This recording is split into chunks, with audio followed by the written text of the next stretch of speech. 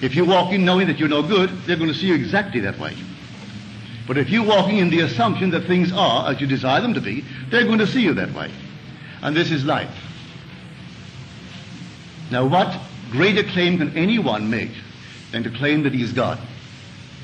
And when he claimed it, they said he is blaspheming. For here is a man, and the man dares to claim he is God. The 10th of John. And he said, is it not written in your law, I say ye are gods, sons of the Most High?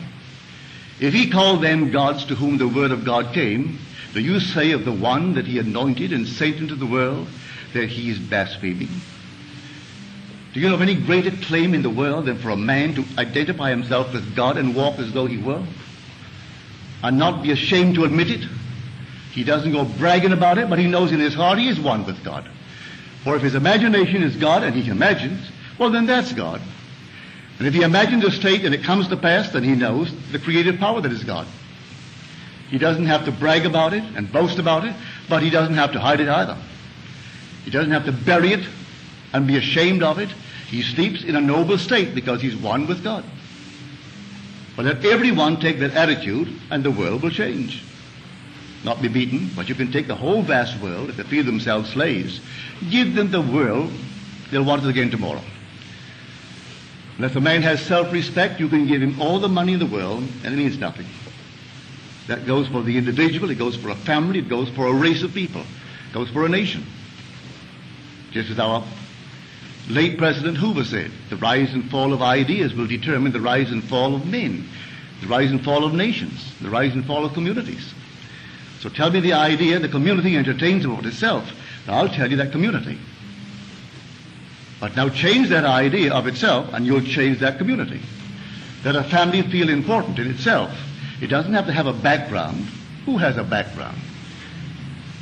So you go back far enough, and almost everyone who now claims importance would be ashamed of that background. So don't go back, start just where you are. And don't pay anyone to look up your family tree, because you're going to pay them to forget it. Just all of a sudden start right now and assume the dignity that is God.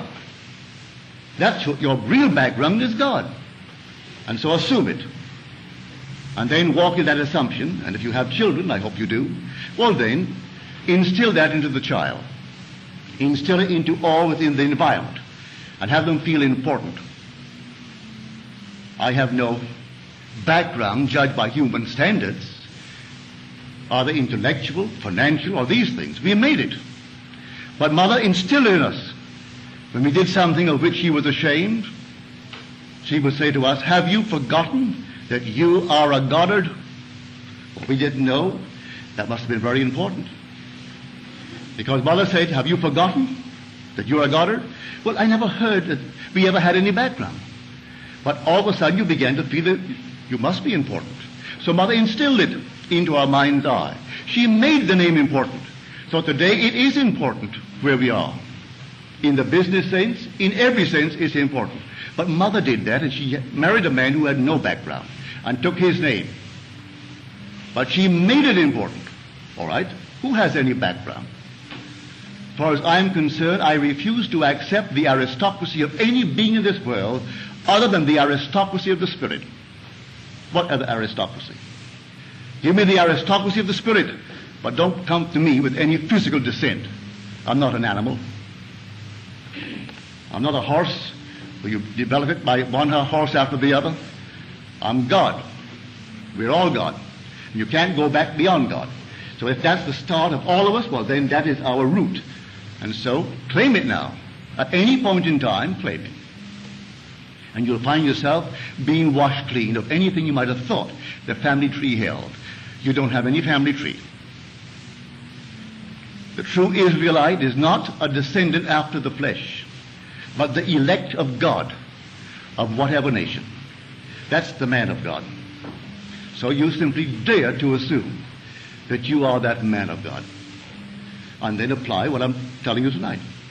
And may I tell you, in the not distant future, in the immediate present, it'll work. If you don't falter and do not change the assumption, if you remain faithful to the assumption, it will harden into fact. Because imagining creates reality. It does. Now let us go into the silence.